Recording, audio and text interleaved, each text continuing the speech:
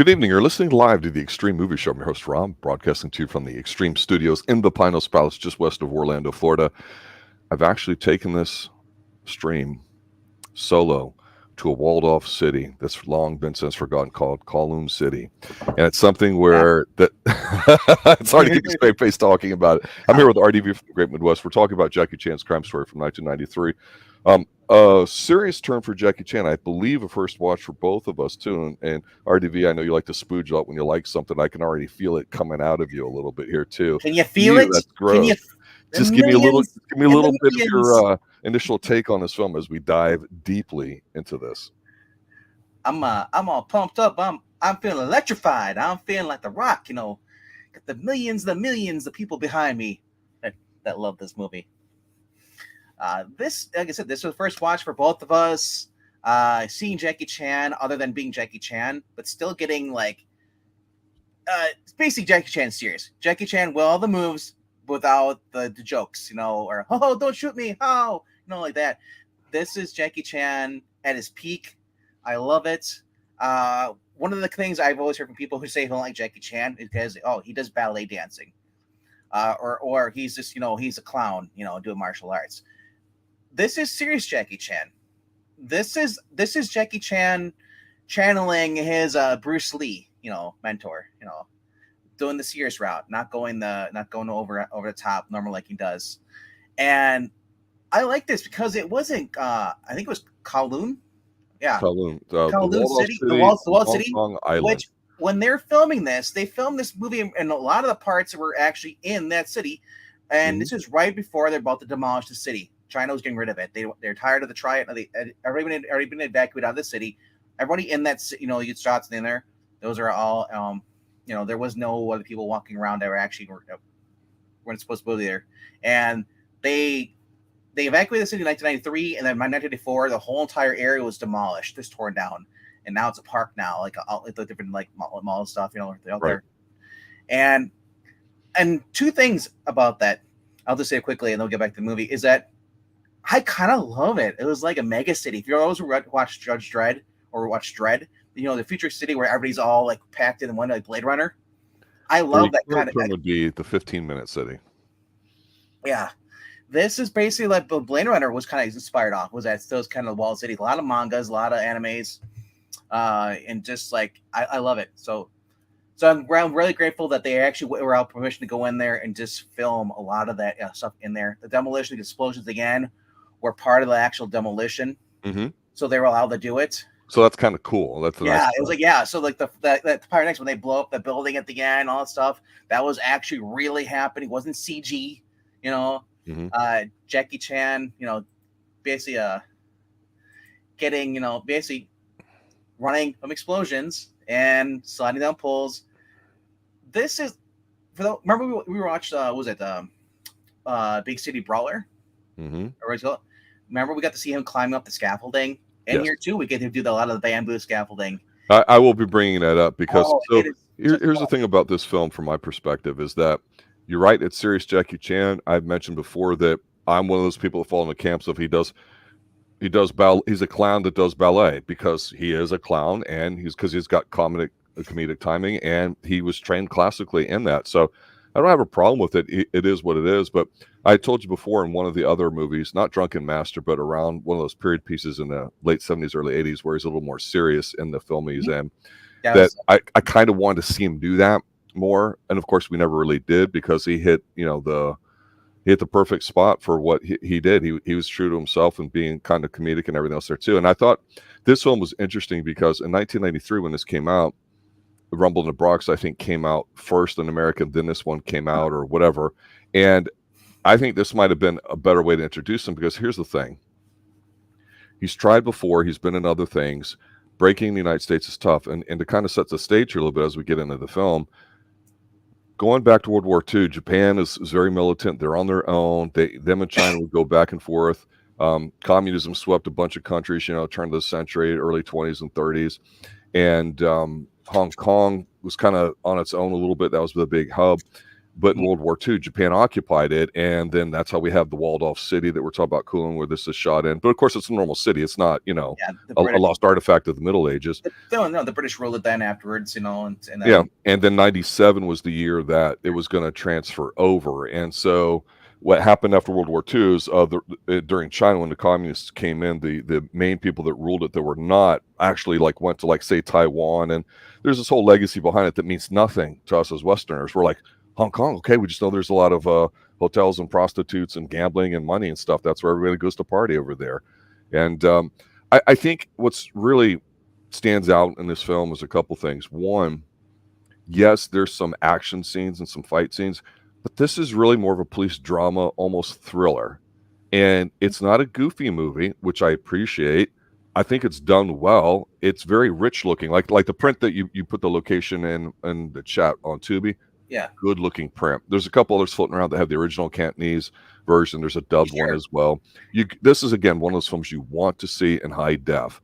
And I will say this: when I first started watching it, it starts off and it's like he's kind of on the hot psychiatrist's chair. You know what I'm saying? Yeah. And he's having these flashbacks that shooting all these people in self defense, and you're like, but this is kind of different. She's kind of hot. Is he gonna bang her? But there's no goofiness, right?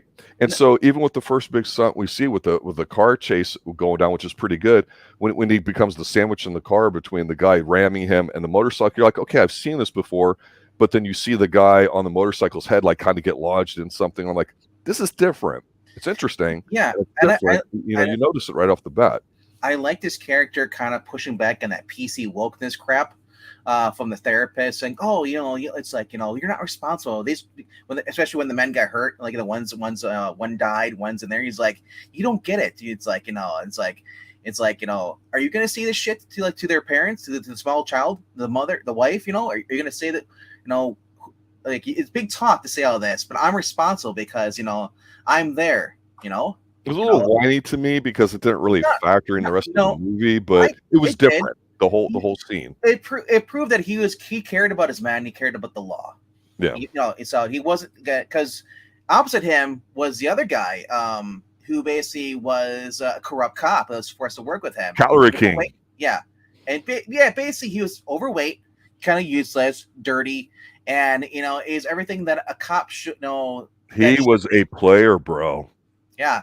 Yeah. Not really much of a player. He bangs the chick in the elevator going down. He bangs a whore, and I'm sure other people have already done it too. So but it was fun, but you would not see that in a Jackie Chan film. No, that's where I'm like, Jackie doesn't go for this. His movies are fairly wholesome and watchable by people of all ages. I'm going, okay, I kind of like what they're doing. Yeah, it's more like a Donnie Yen serious film drama stuff, or The Raid with Yul, whatever his name is. Yeah. But no, so Jackie Chan, his character being the complete opposite of the guy, really helps too. It helps that so that he is the hero. He's passionate. He's a good cop. He cares about that. Everybody in there, even when you see the guy, businessman, who said, I feel like I'm gonna get kidnapped. He's already been kidnapped once before. Mm-hmm. And so he goes. Jackie Chan's basically, Inspector Chan is basically signed to basically watch over him. And Jackie Chan basically, at first he's like, well, maybe maybe you're just, you weren't, just thinking paranoid a little bit.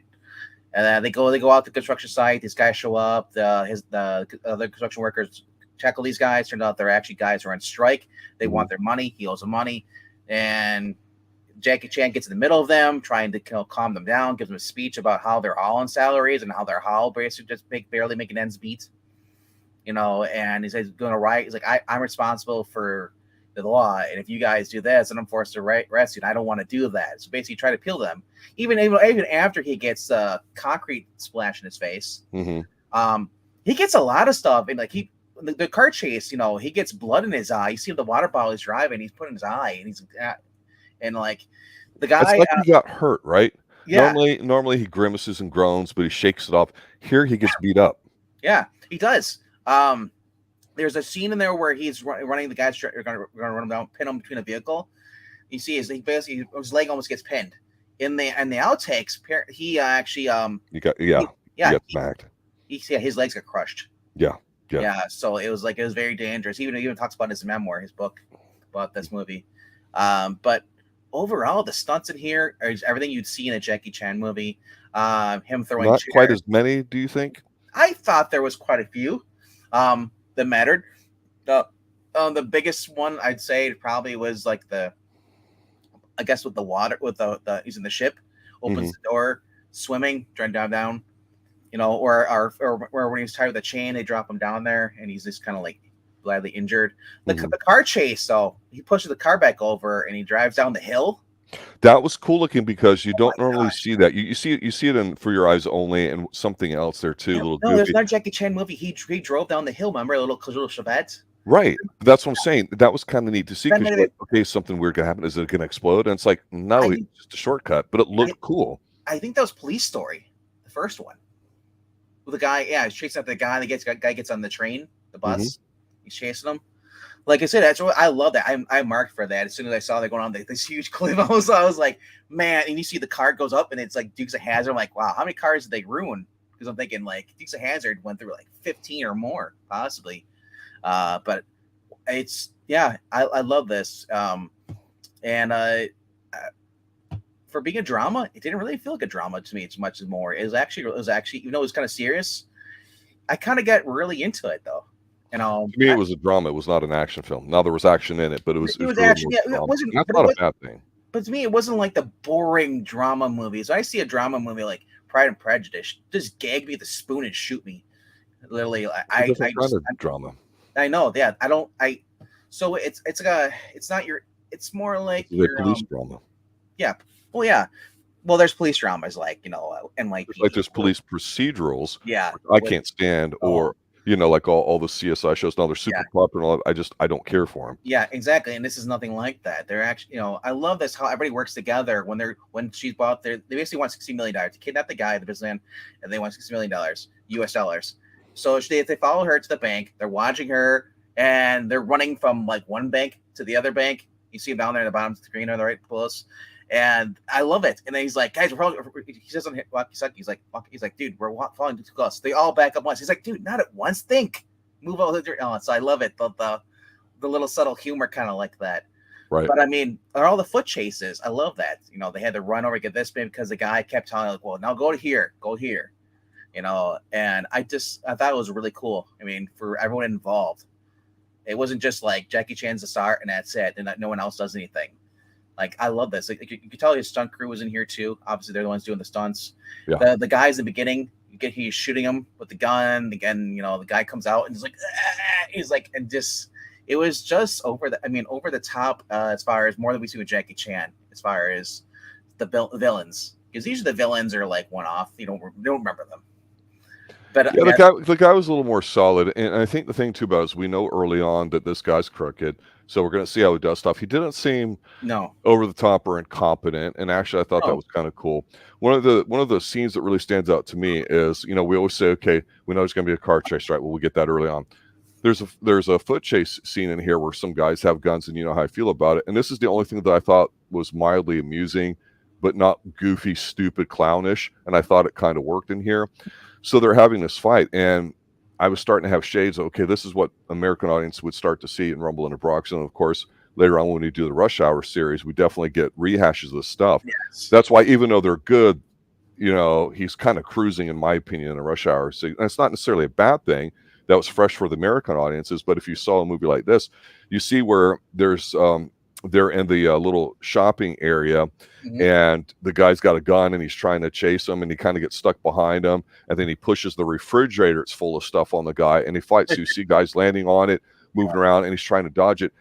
And they're moving fast. They're hitting hard. The sounds actually are a little different. We talked about certain sounds will sound familiar, but they sound a little different here, which is good. Yeah. And then ultimately he goes to chase the guy, but then there's some other guys with guns. So he turns around and runs back and comes back. But you see the guys landing like on this thing that was filled with all the bottles and stuff that was glass. It wasn't just cardboard boxes. And that's cool because they had to rehearse all that. And you can definitely tell, like, man, they're really landing on this stuff good. but they have a good fight where he pulls the guy on top of him and uses him as a shield. But the thing that I thought was funny, I actually laughed at this and went, okay, this is the humor I kind of like, because it wasn't obvious and goofy in his stupid faces. It's the one guy who was fighting who he disarmed because he went through a window. He had lost his gun because he stuck the dude's hand in the boiling water where they were making rice or noodles or whatever. So when he runs back, he's thinking, he's like, oh my God, what can I do? And he tries to scoop the gun out, and then he's trying to like shoot it by going like hand to hand or whatever. I thought, okay, that kind of works for the sort of humor that I like. I thought that was a really nice extended sequence because, again, I do think of this as a drama. Yeah. I don't think of it as a comedy, and it's not. There's martial arts in here, yes, and there's stunts, but it's not really a martial arts film. Martial arts are just a tool that he has. It's not a spiritual idea, or there's a contest or something like that where it's on display. You know what I mean? Well, we get him see, like you see, like in the left of the screen here, you see him like climbing like a gibbon climbing out of the bamboo. That's one of my favorite scenes in this. Where that was the other thing I was going to bring up. Go ahead and talk about that. So they go into Taiwan because they figure out that there's 4 bank accounts in Taiwan that the money's being transferred to. They pause the transfers. The guys only get 30 million. They don't do the rest of it or whatever. So they go to Taiwan with the fat corrupt cop. They end up chasing these guys down. The Taiwan police. I love this scene. They go on the other side of the laundry room where the Triad's gangs are all and stuff, and they put these bombs, these huge freaking bombs, and they drill into the wall. They put handers because they're gonna pull the wall down. When they blow it up, and they have the riot shields. So when they do this, like the guys are like, "Oh shit, the cops are on their side." Like they don't know where they are. Like they see cops are outside, so they'll grab their guns. There's a grenade, just casual guns inside these desk drawers. Mm-hmm. I'm thinking like this is so awesome. I love this. And they blow up the wall, and then they start shooting, and these guys are just getting blown away with machine guns. I was like, wow, effective. So Jackie Chan hands his force basically. He comes across Simon later on. They're on top of this stage area, and with the lights and stuff, the netting stuff and stuff. They're fighting on the bamboo, and he's swinging there. Meanwhile, Fatso's trying to basically knock Jackie Chan off the thing, so the other guy get away. Yeah, just trying to be discreet about it too, like I know. It's like, you fat fuck. I hate that guy. I was just hoping for something bad to happen, like he gets hit by explosion or something like that, or whatever later on. But because I think of like the fat cops, the ones that are I'm gonna eat a donut all the time and just doesn't want to do shit, lazy ones. Yeah. Mm-hmm. But so Jackie Chan is basically climbing up, he's hanging on the thing, and then he swings back up. He's fighting with the guy, and the guy's trying to hit him with his light pole and stuff eventually. But because Fatso knocks Jackie Chan off, he falls into the netting. But not before Jackie Chan climbs back up and sees him talking to Simon. And he hears he's like, Simon's like, dude, you better do something. You better get out of this, or I'm going to kill you. And then Eric gets killed by the fat corrupt cop. Yeah. By Kent or whatever. Tang or whatever, or Tong, whatever. I can't remember his name was. Hun. But I love the bamboo scene, because I go back to Big Creek Brawl, what we reviewed. When we first see him on the bridge, he climbs up, he's swinging around, doing that stuff on there, climbing everything. I love that. Mm-hmm. I love when Jackie Chan gets a chance to show off he's able to all this. His gibbons moves, hands like a gibbon, man. That's I say, climbing on these things, hanging on. Everything when he's fighting the guy, hanging on to the what do you call it? The tarps or the big pieces of satin or cut out cloth, and they're hanging on there. And these guys fighting him, and then the guys, how his money falls out. So everybody down below, it's always weird, like free money. I go back to Punisher when he dumps the money out the window. Everyone down below is like grabbing the money up, scooping it up. Like so when Jackie Chan kills the guy because he actually knocks him out and he falls down and he lands there. And they don't care. They push him over, and they're still grabbing the money. Yeah, that's absolutely. I mean, I love that. That kind of slight kind of dark humor is kind of funny to me. It can be in the right doses, and I think here when I saw the bamboo, I'm like, oh, we're going to get a climbing scene, because parkour isn't necessarily climbing to me. No. So I like having both. I like climbing and I like parkour. I like seeing the body do something generally in one take if it's possible, and Jackie will do that a lot. And then here, even if they do a bunch of takes to get the right one and film it, that's fine. Here, when he climbs up, they just do a better job of showing you, yes, we're really up high and there really is nothing underneath while they're trying to do stuff. And you can kind of feel, because if you ever climbed anything that's light and strong, like bamboo, but been on when things shift like that, if you're like on top of a ladder, you can kind of almost feel it too. And I thought it's not an over the top scene. It's not incredibly stupid, but it's effective enough where, the one guy bounces up and then he bounces down, and it's kind of like, like a seesaw kind of action. And then he's holding on to it, like you're saying, like with all fours, while the guy's holding on to him, and you're like, okay, this is kind of cool. And it's enough where you're like, okay, that's enough of a stunt or an action thing too, because his character isn't supposed to be this martial arts badass. He is, but that's not the gist of the movie. He's supposed to be a serious cop who just has this as a tool. And so it is different, but you do get your Jackie Chan-isms that you're used to. And so those are the two big things that really stand out to me. The explosions at the end are kind of cool. It reminds me of how in the early 90s, when they were filming Lethal Weapon 3 or 4 here in Orlando, Florida, they blew up City Hall. And that's the opening scene with Danny Glover, right? And Mel Gibson and all that. That was our old City Hall. That was such a big deal here at the time when they did that and filmed it. And, they replaced it, and all that too, that they put it in a movie. So it's cool that Jackie's like, hey, you guys going to blow some stuff up? I can use this. Let me do it. Right. It's cool because you're talking about the setting. This is a good looking film. It's slightly different than the Hong Kong base shots that we've seen because they filmed it in a different part of the city. Yeah. Kowloon, if you look at that city, you look at go on Wikipedia, look it up, the mega city like that, and just look at the pictures, how people just like small tunnel, because they kept building up higher and higher and higher. Those are so close. There's only a couple streets that actually were lit up at nighttime. Otherwise, they were dark because it was just caved in. They were so and it's just like now. And I love how people like China, what was like they want to pay. Oh, it's all crime and all that stuff. There actually were people still living in there up until they get evacuated. There actually were peaceful people. There actually were. Hong Kong had said the government had basically been funding some programs. People were in there, so I wonder how much was crime and how much it actually was just they say it was crime because they wanted to destroy it, take it down. I'm sure there was a lot of building violations, though. I can tell you that much. Everybody's sharing one outlet, stuff like that, wiring. And it would be akin to a parts of some of the major cities here in the United States that have what they refer to as Hoovervilles, during the Depression and all that, where people would just make up their own little tent cities or build stuff. But this is just on a grander scale. Yeah. And so I know there's some pop culture stuff with it and all that too, but the idea of it's that's like, say, the Bahamas, Wild West town, all these pirates from all these different places come by, and here's one area that's barely held together by society with a bunch of ruffians. It's the same concept as the Wild West. It was wild because there were no laws, right? So it is kind of interesting because you're right about it. It's not necessarily in some of the elite domiciles that we're used to seeing that the bad guys have overlooking the bay with beautiful women laying around in pools. It's more of hey, we got to go deep into the city here to go find the dude. And this story's pretty forgettable to me. It's really more about the chase there at the end. And it's more of what I would call an Americanized, actioned up ending, third act, which, okay, I get it. I prefer more of the stunt stuff like we saw in some of the other more recent movies we've talked about here on the Extreme Movie Show. But I agree with you. I think it's a solid film. I think if you're any sort of Jackie Chan fan, I'm wondering if the people that got exposed to Rumble in the Bronx, the Rush Hour series, if they look at this and go, this is boring. He's not beating anybody up. It's not funny. And I wonder if Jackie knows that or is okay with that, or it doesn't matter, because this is a good hit. It's not a bad movie at all. I mean, it's solid. It really is. I'm saying right now, and I'll probably get the hot seat for this. I hated Rush Hour because it was just Jackie Chan being funny, or not even being Jackie Chan being funny. It was Chris Tucker trying to be funny and just derailing every time I got a good fight scene. And then here comes Chris Tucker has cut away. I'm like, I don't care about Chris Tucker. I want to see Jackie Chan. That's what we're here for, But because Chris Tucker, was in rising up as being like, oh, he's another black comedian.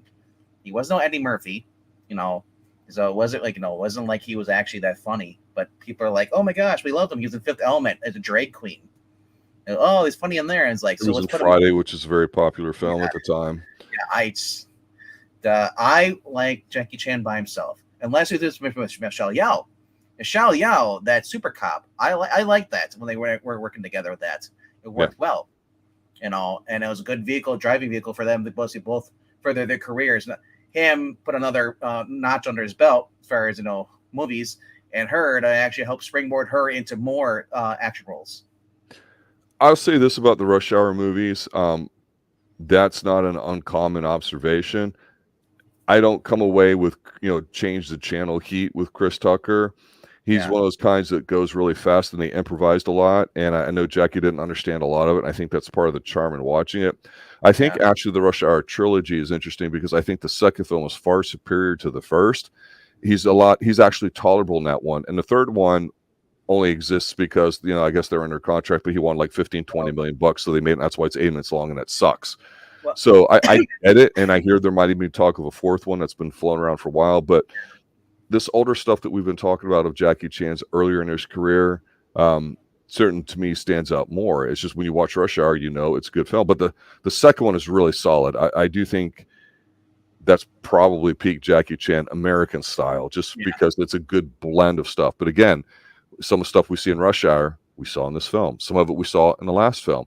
At that age, he doesn't have to produce the intensity level of some of the stunts that we were seeing here in the late 70s, early 80s, right? Rush Hour 3 fighting on the bamboo thing. Same thing in here. It's on a smaller scale. Exploding buildings, people on boats having to swim. It was like, that was Rush Hour 3. The only thing I'm missing from this is Chris Tucker and Eva Mendes. Be added to the cast list. But overall, though, I said the stunts were pretty good here too. It wasn't like him. I'd still say Super Cop. I believe it was Super Cop, the one with the helicopter. Yeah, where it was Super Cop. That's what it was. Yeah, where he jumps off the roof and hanging on the helicopter, hanging on to that and stuff. That was like over the top. That's probably one of his best stunts I think I've seen. At least one of his most dangerous stunts that he's done. But the one that really stands out is the one in the mall where he's falling through all the glass. Where he's laying on the pole. Yeah, Toy Story. And then the helicopter scene. Yeah, that and the whole that was an incredible third act thing. Skydiving one we just watched, Armored God, where he skies down. Skydive done it on the balloon, hanging on to that all one shot. Yeah, that was pretty cool. But I mean, this one's just an Americanized ending. It's there. What do you mean by Americanized ending? So we talked about last week on Father's Day, right here in America. We talked about how in '85 we joke about Commando being the best Father's Day movie of all time. We've also talked about '85 being the year roughly, and we use Commando as the baseline of your Mendoza line for your baseball players, where everything from that was more about explosions and guns and this and that rather than fist fighting and choreography and all that too, until it kind of muddled and went away in the '90s, right? Yeah. So to me, with Jackie Chan, when I see an Americanized ending, I mean more of a reliance on gunplay and explosions, that kind of stuff, rather than physical hand-to-hand things. That's what I mean. Well, that's what I kind of want to make sure, and also for people who are listening at home and not know what you mean by that. Well, the Americanized thing too, when foreign people that I've talked to talk about American films and they think about, like, say, Arnold, or they think about Stallone, one of the first things a lot of people would always ask me, being an 80s kid, is they go, was it really like that in the 80s? I'm like, well, what do you mean? And they go, everybody has guns. I'm like, well, the culture of America was founded on liberty and being alone, and a gun was a tool that you use as a thing of respect, because a lot of other cultures don't do it. And that's one of the things we've talked about too, right? When we talked about the Shaw Brothers, the Golden Harvest films, a lot of those that we've talked about here, that because they're period pieces, they don't rely on that stuff. They rely on more on, like, this martial arts school versus that one. Somebody's been slighted, a personal human kind of thing here, or I'm better than you. But you get caught up in it, right? But when you have the availability of guns, and to the point that we haven't talked about yet in Jackie Chan films, other martial arts films, is cell phones. You don't really need them in a martial arts film, but it just modernizes and it takes away from it. So he did use guns more in this, but it also, you could tell that he also did, there's scenes where I like this, where he's the very opening scene where he's with the bank robbers and stuff. Yep. He runs behind this wall after these guys are chasing him, and they're shooting at him, and he hides there, and you see this kid just kind of playing, like eating this little cafe by himself. And I'm thinking, is he gonna grab the kid and run away? But he ends up leaving the kid there because the kid's fine, he can move. But he's sitting there reloading his bullets. I love that. He's so nervous, and he's taking the shells out and and dumping them on the ground. You see the close up of the shells bounce. I always love that in movies when they show like the casings drop. That's always cool. And then he loads the bullets in there. He goes back. It's like I love that with certain crime or action movies with guns. I do like that. I love the revolvers like that because now everything's just Glocks. Put one in there. Yeah, yeah. I love that's what I love. Like Dirty Harry, he has the Magnum and he's loading him in. He drops. He's got to put one in there. Yeah. Roll it. Or it's got like the preloaded six count that you take out the whole shell change. and you just put the whole thing in.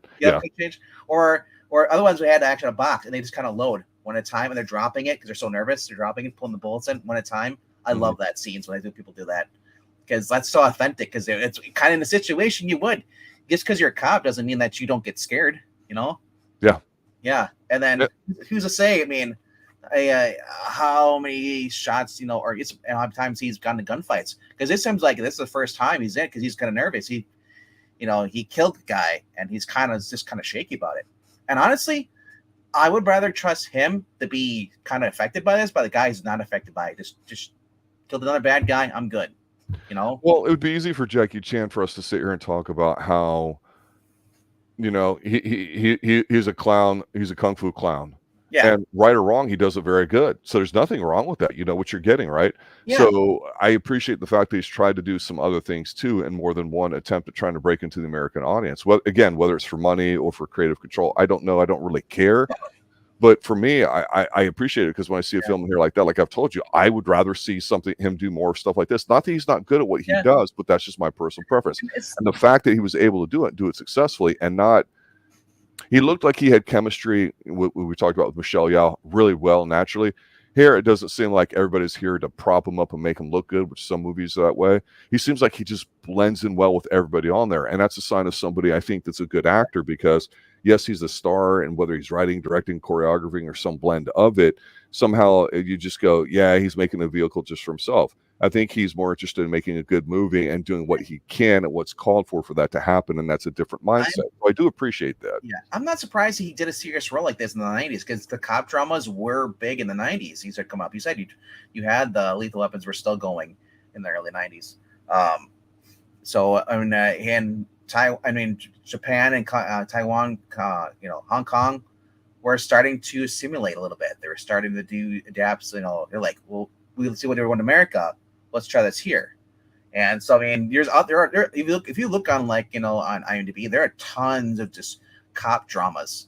In fact, there was another one I was mentioning to you. That was another cop drama. I think actually no.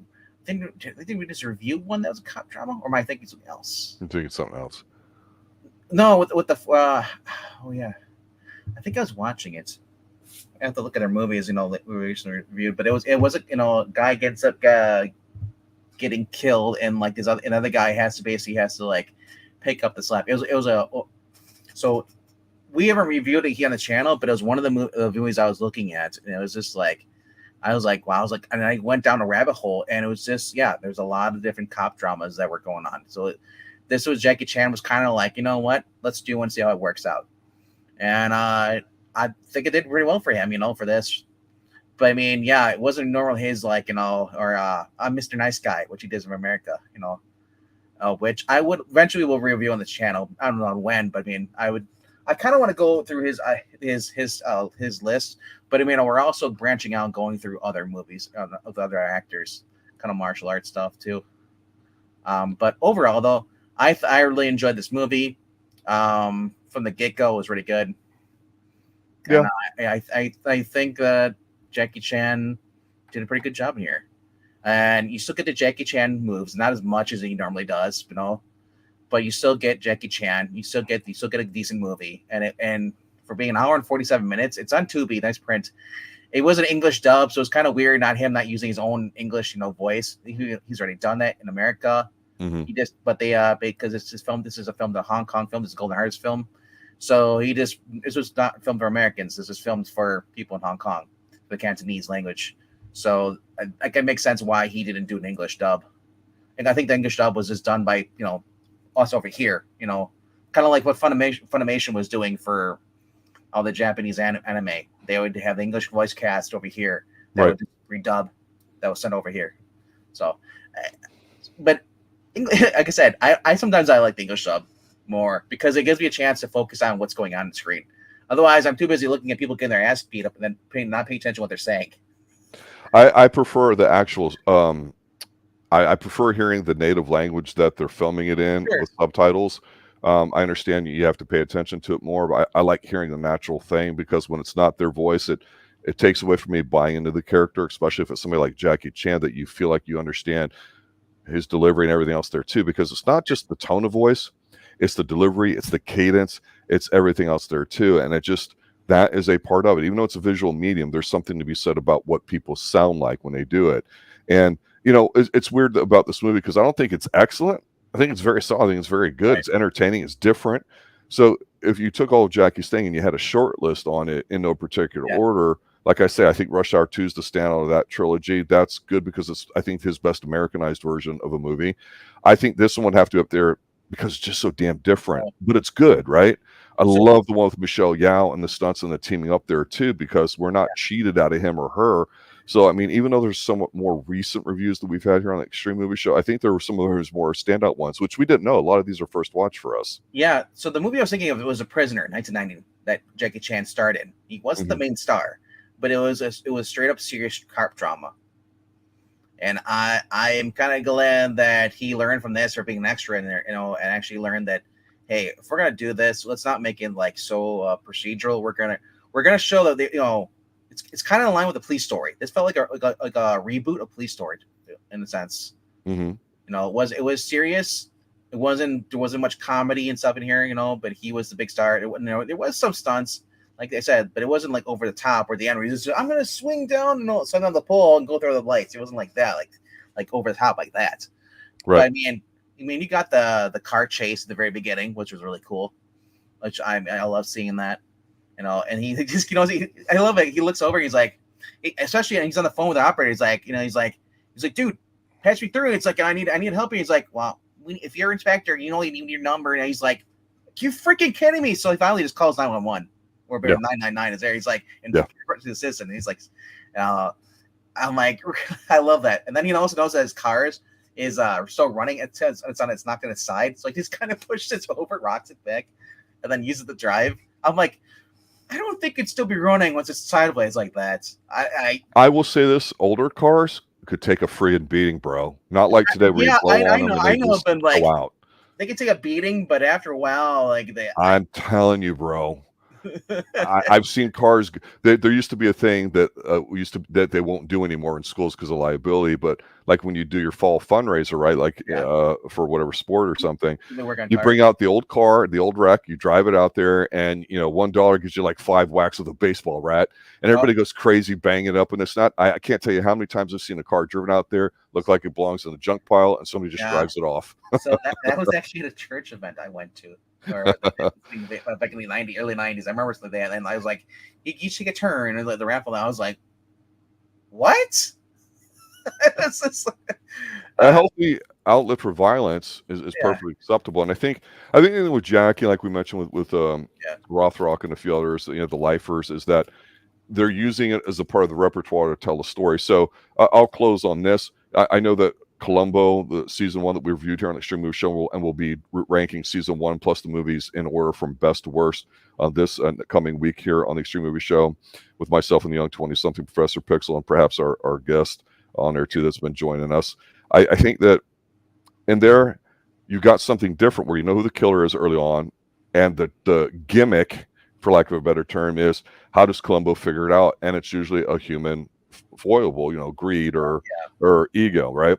And I know that the studio was, you know, because studios are idiots, they want to reduce everything down to a simple formula. You know, every third line in a sitcom, you have a laugh track and you have a joke. It's just stupid and it's insulting to me. What they didn't like about it is they wanted him to be romantic. They wanted to do this. They wanted to give him a dog. It's like, stop fucking with what works. And here's the thing with Jackie Chan.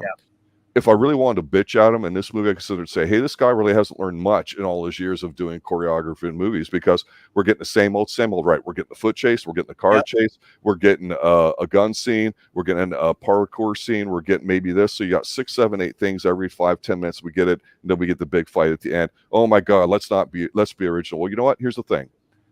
He does it well. The creativity when you're watching something like this or like a Columbo episode is how the order they're going to do it. What is it going to be? So you're looking for it. So you're automatically attracted to it, even if the story is forgettable. Like to me, it isn't here. We don't care about the bad guy. We don't really care about the plot or any of that other stupid shit like in a James Bond movie, which is just ridiculous. It's enough just to see us act. And the fact that he's serious in here, but still has some great scenes and stunt work, but it's more of a police drama. It made me go, you know what? I would watch a Jackie Chan hour episode of, if you had like an 8-episode series like this, if he's an older guy just playing a cop, I would. And I know Jackie's done some stuff in his older age where he's more serious and all that, more like that than the stunt stuff. And he's got that in his repertoire. He doesn't have to kick ass. It helps that he does, but it gives us another dimension where he's just not another goofy guy doing martial arts. And I do appreciate it. And this film, again, it should be on your short list because it will show you, hey, he's not just a kung fu clown. Looking at Wikipedia, anybody can do this. You look at Crime Story 1993 film. They're talking about originally they wanted Jet Li for this role, but then Jet Li kind of never really got it. So then Jackie Chan eventually was interested in the role and he got it. And you're talking about, you brought up Rumble in the Bronx. After the success of that, Miramax wanted to basically release this next in the theaters, but Jackie said no, do Super Cop. Yeah. Police Story 3 instead. So then, but Miramax eventually did a DVD in 2000, and they dubbed it in English, and they cut everything. They cut the pre-credit scene with the kidnappers. Yes. Yeah, they cut that. They also cut a scene where Wong basically is dumped overboard. Wong is the businessman. The last scene where Wong Yat-fei's wife tells him they think the Inspector Chan is cut there, and the last scene where Jackie Chan burns Wong's wallets. I know. So I mean, Miramax wanted to do this. I was like, no, this will not fly in America. Because Americans are freaking picky about when it comes to, especially in the early 90s. I remember Jackie Chan's early 90s movies like Super Cop and what was it, Rumble in the Bronx, and then Mr. Nice Guy. I remember watching this. I was just like, what is this crap? I mean, I like Super Cop. Don't get me wrong, but like Mr. Nice Guy, I was like, what is this? Why is this? No. And then especially then I started watching his other stuff like Police Story. I watched that. I was like, why didn't we get this? Super Cop was great. Don't get me wrong, but I mean, like Mr. Nice Guy, why are we getting that? Why don't we get more respect? Then you find out that Miramax in America wanted him to play safe, so that's why you're getting like the really watered down. I was just like, oh, this is horrible. Yeah, screw you, Hollywood. And that's why I'm so glad he went back to Hong Kong and said, screw this, I'm going to film. What's her name? Should have never left Hong Kong, and that's Cynthia Rothrock. I agree. She killed her career. All they did as soon as she comes back to the United States, she does basically the Hollywood version of the Madame Mio films, and she's basically just showing a lot more skin. Yeah, a lot of late night, sexy, sweaty stuff. I was like, your late night Playboy Spice TV stuff. I was just like, what is this crap? Popcorn. I was like, why is she doing this stuff? It's like this, and like, no. But watch Jackie Chan's films. I don't think I've really seen a bad film, even though the American ones like Rumble in the Bronx. I don't know when, but we have to review that again because it's been a while since I've watched that, and I want to know if it's as bad as I remember it being, or is it better? Because I remember as a kid in a wheelchair. I think that's what it's. Yeah, and the grocery cart. Yeah, grocery cart. Yeah, whatever. And the wife beater. Which I love a wife beater on anybody. But I remember watching Operation Condor, which is Arm of the Guard 2. I had no idea that was even a sequel because they didn't pitch it as a sequel. They pitched it as a normal movie. So it was a standalone. I don't know. It was just like Indiana Jones. Like if you didn't see Raiders and you just saw Temple of Doom, you have no idea that Raiders even existed. So, and you're like, because it's not really a sequel. It's a standalone film. Exactly. Yeah. Which can work, I guess, but I don't know. But final thoughts, fantastic film. Jackie Chan being serious was one of his more serious roles. Big Creek Brawl was another one of his serious movies that he did before this, back in 1980 when he was trying to break it over into America.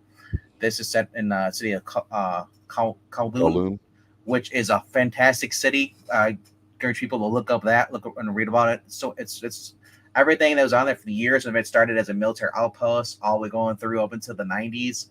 It's like, dang, it's like the Triad. It had control of all you had the whorehouse, you had the people that are hooked on drugs, all. It was just like the cops wouldn't go in there. It's like Chicago. But I mean, like, we think of Judge Dredd, Mega City 1. Everybody's in so close buildings, high rises. The poor live down, the rich are on top. It's just like I love that, and I love they were able to basically get going here and just basically blow up buildings and stuff. Because it was going to be torn down anyway. So I love that. Jackie Chan saving kids, rescuing kids, beating up the fat guy. Saving the businessman, and you can also read up on this. The businessman being kidnapped, being ransomed, was a real story. Yeah. And that's cool too. Yeah, and these things happen all the time. So there was a few of those types of movies, Americanized, which we'll get into at some point. Tom Berenger, I'm looking at you, but we won't even bring that up right now. I agree with you. I think it's a solid film. I think it's definitely one you want to see if you're a Jackie Chan fan or if you want to see a different side of him. Some people watch films because they go, "Oh, hey, Orson Welles, I should see Citizen Kane because people say it's the greatest movie of all time." But then some people say, no, you really want to watch A Touch of Evil if you're a big time fan of his or something else. And so this is one of those ones where you want to see it because it is a different Jackie Chan film. I'm not saying it's his best, but I am saying it's very good. It's just different, even though it has a lot of Jackie Chanisms in it. It's not bad. It does work. So I was a little bit surprised by it. I appreciate the different tack to it. I think I would enjoy him more if I saw this, but I can't complain for what he is. So I agree with you. It's definitely worth a watch and checking out too. And I'm sure we'll cover some more here on the Extreme Movie Show. All right, there you have it, ladies and gentlemen.